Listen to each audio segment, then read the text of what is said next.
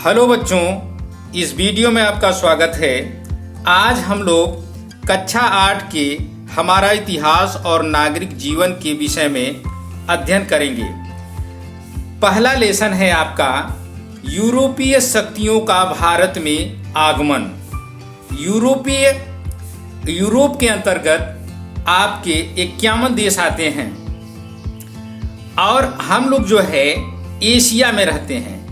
यूरोपीय शक्तियों का इसका मतलब है कि यूरोप के जो देश थे उनके वो देश हमारे देश में कैसे आए, भारत में उनका कैसे आगमन हुआ और वो हमारे देश में क्या किए, अभी हम इस पाठ में जानेंगे और देखेंगे कि कैसे क्या क्या घटनाएं घटी। जैसे सबसे पहला है व्यापारिक मार्ग।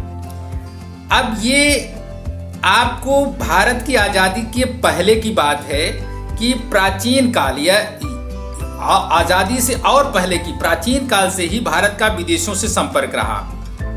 हम ये सोच रहे हैं कि आज हमारे देश में जो है विदेशों से संपर्क है, नहीं, ये प्राचीन काल से है। 16वीं शताब्दी से भारत से व्यापार करने के लिए यूरोपीय शक्तियों ने भारत में आना प्रारंभ किया, जिसमें पुर्तगाली, डच, फ्रांसीसी और ब्रिटिश प्रमुख थी। इसको आप जो है PDF से भी कर सकते हैं। पुर्तगाली, डच, फ्रांसीसी और ब्रिटिश प्रमुख थी। भारत और यूरोप के मध्य व्यापार जल और थल यानी जल द्वारा और थल द्वारा। हम समुद्री मार्गों से भी व्यापार करते थे और जमीनी रास्तों से भी व्यापार करते थे। इन मार्गों की संख्या 3 थी। प्राचीन समय में इन मार्गों की संख्या 3 थी। प्रथम मार्ग फारस की खाड़ी से होता हुआ समुद्री मार्ग था। फारस इसमें ईरान में पड़ता है। इस मार्ग से इराक, तुर्की, वेनिस और जिनेवा से व्यापार होता था। जो अब देश जो है यहाँ आप ये देख रहे हैं कि इराक, तुर्की और वेनिस और जिनेवा से व्यापार होता था। जो वेनिस आपका है वो वेनिस शहर जो है और जिनेवा 2 शहर हैं जो इसमें इटली में पड़ता है और जिनेवा आपका स्विट्जरलैंड में पड़ता है। इन देशों से हमारे देश का व्यापार होता था। दूसरा मार्ग है लाल सागर से अलेक्जेंड्रिया का था, जहां से समुद्र द्वारा वेनिस और जिनेवा को जाया करता था। अलेक्जेंड्रिया इसमें मिस्र में पड़ता है। तीसरा मार्ग मध्य एशिया से मिस्र और यूरोप के लिए था। ये आप व्यापार के लिए मतलब रास्ते थे और जिनसे हम लोग व्यापार करते थे। इस प्रकार से यूरोप के सभी क्षेत्रों में भारत की वस्तुओं की वितरण के लिए वेनिस और जिनेवा प्रमुख व्यापारिक केंद्र थे। इटली ने भारत की प्रमुख वस्तुओं के व्यापार पर अपना एकाधिकार जमाए रखने के लिए यूरोप की शक्तियों की व्यापार में हिस्सेदारी को रोक दिया। एकाधिकार का मतलब होता है कि कोई एक व्यक्ति अपना व्यापार करना चाहे, एक देश हर वस्तुओं पर एक ही व्यक्ति चाहे अपना एकाधिकार जमा ले कि वही व्यापार करेगा, तो व्यापार में हिस्सेदारी को रोक दिया। 15वीं शताब्दी 1453 ईस्वी में कुस्तुनतुनिया पर तुर्कों ने अपना अधिकार कर लिया। अब तुर्कों ने यूरोप और भारत के मध्य पुराने सभी संचार के माध्यमों को बंद कर दिया।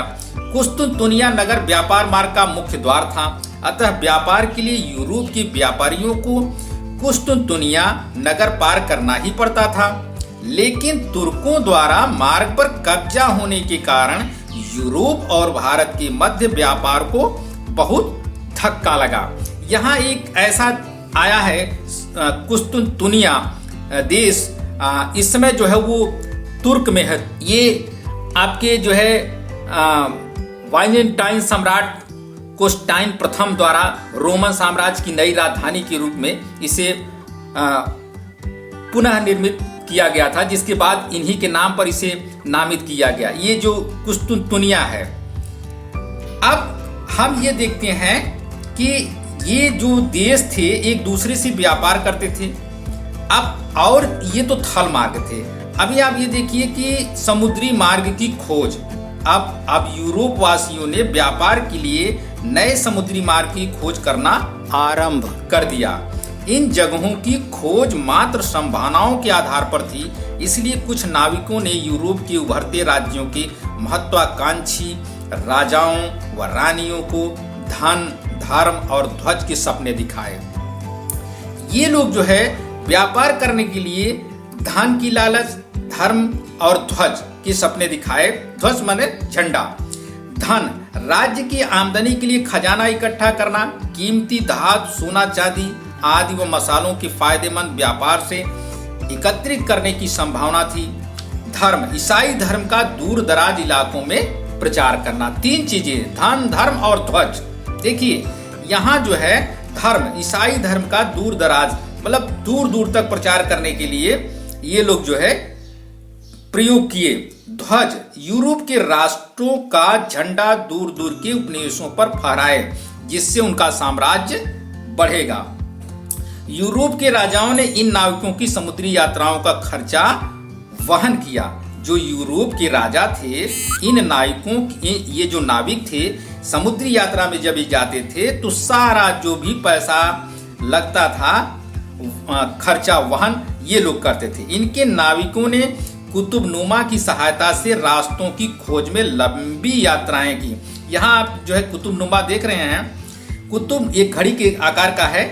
कुतुबनुमा के द्वारा दिशाओं का ज्ञान होता था। कुतुबनुमा जो थी उससे हम दिशा का ज्ञान कर लेते थे। भारत की खोज में निकले स्पेन निवासी कोलंबस ने अमेरिका की खोज की। कोलंबस जो भारत की खोज में निकला था उस समय जो है समुद्री मार्ग में दिशा का पूरी तरह से ज्ञान नहीं हो पाता था, तो वो अमेरिका की तरफ चला गया और अमेरिका की खोज की। तथा पुर्तगाल निवासी वास्को डी गामा अपनी लंबी जल यात्रा के दौरान अफ्रीका के दक्षिणी छोर से होते हुए भारत के पश्चिमी समुद्र तट के कालीकट बंदरगाह पहुंचा। 1498 ईस्वी पर पहुंच गया। अब पुर्तगालियों को हिंद महासागर होते हुए पूर्वी द्वीप समूह का नया जलमार्ग मिल गया। सबसे पहले पुर्तगाली थे भारत में आने वाले। अब यूरोप और भारत के मध्य व्यापार पुनः आरंभ हुआ। जहां आप प्राचीन समय में देखते हैं कि व्यापार होता था भारत से और अन्य देशों से, फिर आपने देखा कि पुर्तगालियों ने शुरुआत कर दिया भारत से व्यापार, यूरोपीय व्यापार। पुर्तगालियों ने हिंद महासागर के माध्यम से होने वाले व्यापार पर अधिकार कर लिया। वे सोना, चांदी लाते और हमारे देश से सूती, रेशमी कपड़े और विभिन्न मसाले ले जाते। ये एक सामान का आदान प्रदान था, आयात निर्यात था। जैसे वहां से सोने और चांदी लाते और हमारे देश से सूती, रेशमी कपड़े और विभिन्न मसाले ले जाते और बहुत मुनाफा कमाते थे। पुर्तगाल की मजबूत नौसेना के कारण हिंद महासागर से कोई दूसरा देश पुर्तगाल की इजाजत के बिना अपना जहाज नहीं ले जा सकता था। वास्को डी गामा के भारत पहुंचने के बाद एक एक करके हॉलैंड, फ्रांस और इंग्लैंड के व्यापारी भारत आने लगे। जैसे जैसे लोगों को पता चला कि भारत एक देश है, वहां व्यापार करना अच्छा है, वहां के लोग अच्छे हैं, तो वो लोग जो है यहाँ व्यापार करने के लिए, अपने धर्म का प्रचार करने के लिए वो लोग भी चल दिए, जिसमें हॉलैंड, फ्रांस और इंग्लैंड के व्यापारी भारत आने लगे। भारत में यूरोपीय व्यापारियों की होड़ लग गई। अभी आप देखिए कि भारत को कोई नहीं जानता था, लेकिन जैसे ही वास्को डी गामा भारत आया, भारत की खोज किया, इसके बाद आप देखते हैं कि भारत में यूरोपीय व्यापारियों की होड़ लग गई। व्यापार के लिए धन, लंबी यात्रा करने वाले जहाज तथा नाविक, तीनों साधनों का बहुत ही महत्व था। इन साधनों को प्राप्त करने के लिए कुछ अमीर यूरोपीय व्यापारियों ने 17वीं शताब्दी की शुरुआत में 1600 से 1670 ईस्वी के बीच व्यापारिक कंपनियां स्थापित की। इसका मतलब है कि वो जो यूरोप के रहने वाले थे वो हमारे देश में व्यापारिक कंपनियां यानी कंपनी बनाने लगे और स्थापित करने लगे व्यापार करने के लिए। व्यापारिक कंपनियों का अर्थ है व्यापार में कई लोगों की हिस्सेदारी, शेयर। जैसे आप जो है ये मतलब इसका था कि कई लोग जो है एक कंपनी में अपना पैसा लगाते थे, जिसको हम लोग हिस्सेदारी कह सकते हैं या शेयर। अब यहाँ सभी हिस्सेदार व्यापार में अपनी अपनी पूंजी लगाते थे। लगाई गई पूंजी के अनुपात में व्यापार से प्राप्त मुनाफे को आपस में बांट लेते थे। यानी जो भी व्यक्ति यानी 10 व्यक्ति अगर किसी व्यापार में पैसा लगाते थे मान लिया कोई व्यक्ति 10 लोग हैं, वो 100 रुपया लगाते हैं और 100 रुपया लगाते हैं 10 लोग, तो 1000 रुपया होता है कंपनी। अगर कंपनी में 2000 का मुनाफा होता है तो उसको जो है 10 लोगों में बांट दिया जाता था। यही जो है कंपनी का शेयर हिस्सेदारी का नियम था। अब ये जो है हॉलैंड में Dutch east India company, England में ब्रिटिश ईस्ट इंडिया कंपनी बनी और फ्रांस में फ्रेंच ईस्ट इंडिया कंपनी बनी। आज भी निजी कंपनियां इसी प्रकार पूंजी इकट्ठा करती हैं। हमारे देश में या किसी भी देश में आप ये मान करके चलिए कि इसी तरह से शेयर कंपनियों में कई लोगों का शेयर होता है जो अपना कहीं स्थापित करके कार्य चलाते हैं, उत्पादन करते हैं, प्रोडक्शन करते हैं और आयात निर्यात करते हैं। अब जैसे कि देखिए कि हम एक बार इसको और जान लेते हैं, अच्छे से और समझ लेते हैं कि हॉलैंड जो था उसमें उसने ये स्थापित किया डच ईस्ट इंडिया कंपनी। उसका नाम उन लोगों ने रखा Dutch east India company. England में ब्रिटिश ईस्ट इंडिया कंपनी और फ्रांस में फ्रेंच ईस्ट इंडिया कंपनी बनी। भारत में सबसे पहले पुर्तगाली व्यापार करने आए। उन्होंने पश्चिमी तट पर गोवा, दमन, दीव में अपने व्यापारिक केंद्र स्थापित किए। विदेशी कंपनियों के इन व्यापारिक केंद्रों को कोठी, फैक्ट्री कहा जाता था। देखिए, जो भी विदेशी कंपनियां थी यहां व्यापार करने के लिए आई, उनके केंद्रों को कोठी या फैक्ट्री कहा जाता था। आज भी हम लोग फैक्ट्री कहते हैं या कंपनी कहते हैं। फैक्ट्री शब्द का प्रयोग व्यापारिक केंद्रों में स्थापित कार्यालय अथवा कोठी से है। फैक्टर शब्द का अर्थ है एजेंट।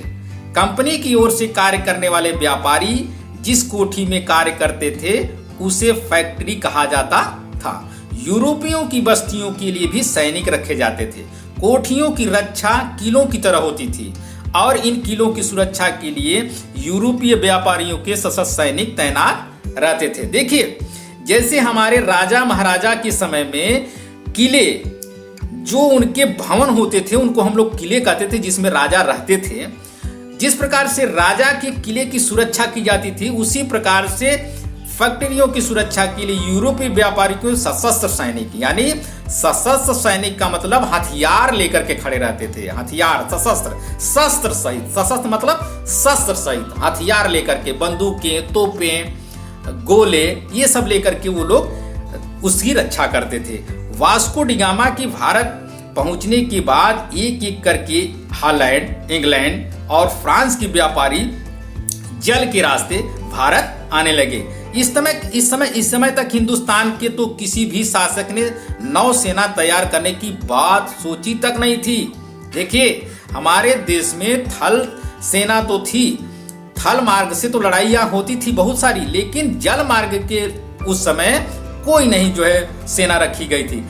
हॉलैंड निवासियों ने, जो डच कहलाते हैं, कालीकट, कोचीन, नागापट्टनम, ये सब दक्षिण भारत के राज्य हैं। कालीकट, कोचीन, नागापट्टनम तथा चेंसुरा में व्यापारिक केंद्र खोले। फ्रांसीसियों ने मछलीपट्टनम, पांडिचेरी, चंद्रनगर, माही स्थानों में अपने व्यापार के मुख्य केंद्र बनाए। अंग्रेजों ने अपने को केवल समुद्र तट तक ही सीमित नहीं रखा, बल्कि सूरत, कैम्बे, अहमदाबाद, आगरा, भड़ौज, पटना, कासिम, बाजार स्थानों पर व्यापारिक केंद्र बनाए।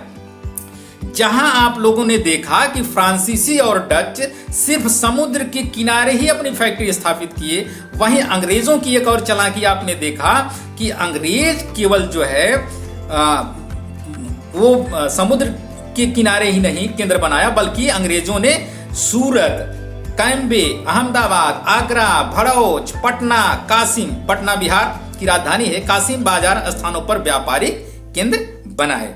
भारत में यूरोप के सभी देशों के व्यापारी पुर्तगालियों के हाथ से व्यापार छीनने की होड़ में लगे रहते थे। उनकी कोशिश रहती थी कि वे भारत में कम से कम कीमत देकर के सामान खरीदें। देखिए, यूरोप के सभी देशों के व्यापारी पुर्तगालियों के हाथ से व्यापार छीनने की होड़ में लग गए। सबसे पहले चूंकि पुर्तगाली आए थे, फिर वे इस सामान को यूरोप में अधिक से अधिक दाम पर बेचकर खूब मुनाफा कमा सकें। उन्होंने पाया कि सूरत, मछलीपट्टनम, जैसे बड़े बंदरगाहों पर जो सामान व्यापारियों द्वारा बिकने लाया जाता है वह महंगा मिलता है, इसलिए यूरोप के व्यापारी गांव-गांव में अपना आदमी या एजेंट भेजकर सीधे कारीगरों से माल खरीदने की कोशिश में रहते ताकि सस्ता माल मिल सके।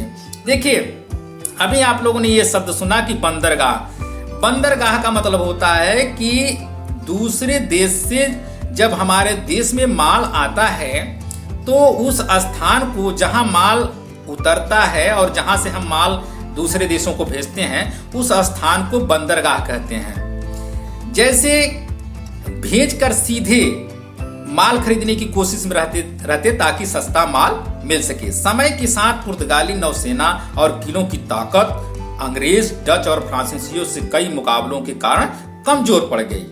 अब यहाँ देखिए कि सबसे पहले पुर्तगाली जरूर आए, लेकिन उनकी जो नौसेना थी वो अंग्रेजों और फ्रांसीसियों और डचों के सामने कमजोर पड़ने लगी। कमजोर मतलब वो जो है उनसे पूरी तरह से लड़ नहीं पाते थे। कुछ समय तक किसी एक का भारत के व्यापार पर अधिकार नहीं जम सका।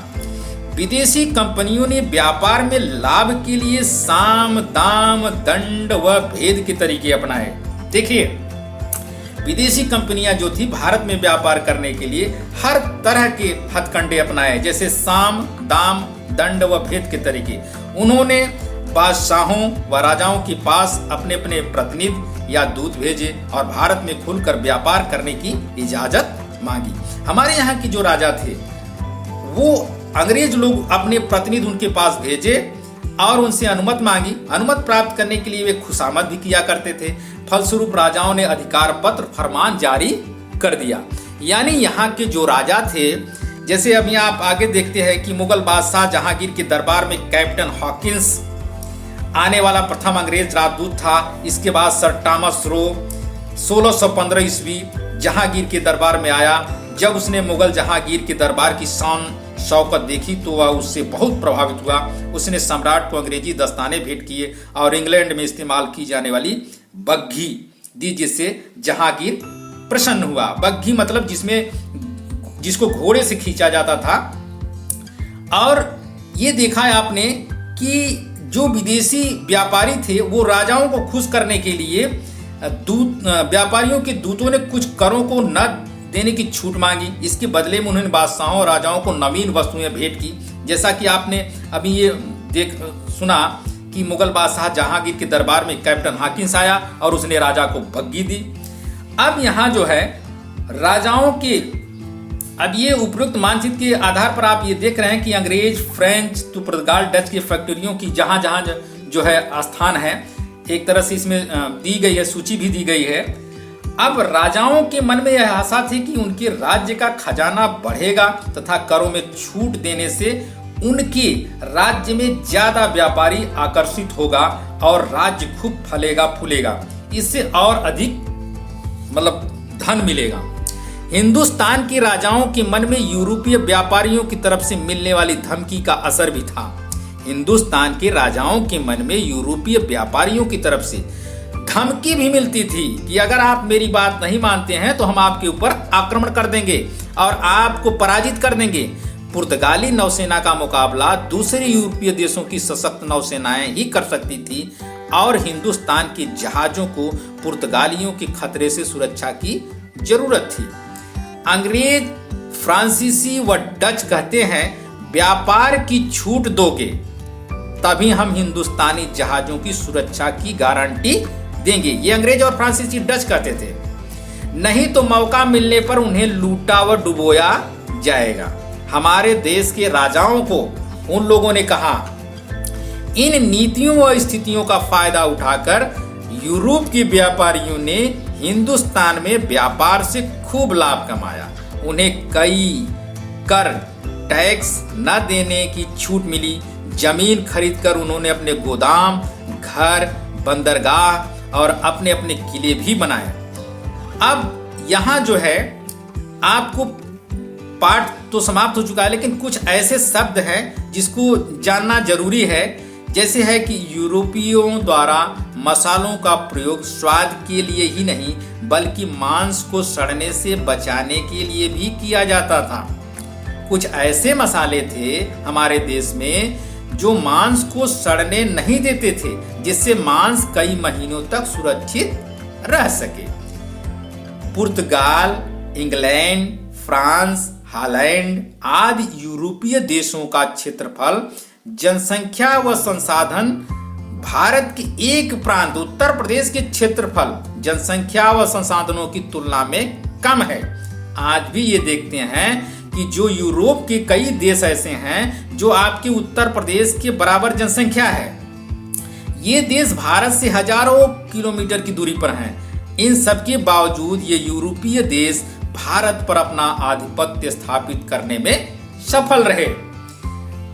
ये देखिए कि दूर रह करके भी वो आपके देश पर आक्रमण करते हैं, आपको खूब लूटते हैं, आप पर अधिकार जमाते हैं, आप पर शासन करते हैं। जिस समय यूरोपीय देशों में तकनीकी विकास जैसे घड़ी, छपाई के लिए प्रेस एवं बंदूक आदि बनाए जा रहे थे, उस समय हमारे देश के शासक इससे अनभिज्ञ व अपरिचित थे। जिस समय अंग्रेजों ने या फ्रांसीसियों ने या डचों ने बंदूकें, प्रेस, घड़ी ये सब का आविष्कार कर लिया था, उस समय हमारे देश के राजा इससे अपरिचित थे।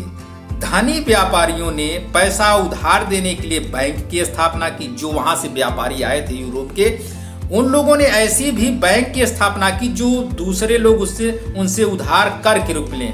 इसके लिए वे शुल्क लेते थे, जिसे ब्याज कहते थे। लोग अपना धन बैंकों में सुरक्षित रखते थे। पहला बैंक इटली वासियों का था। हमारे भारत में पहला जो बैंक था वो इटली वासियों का था।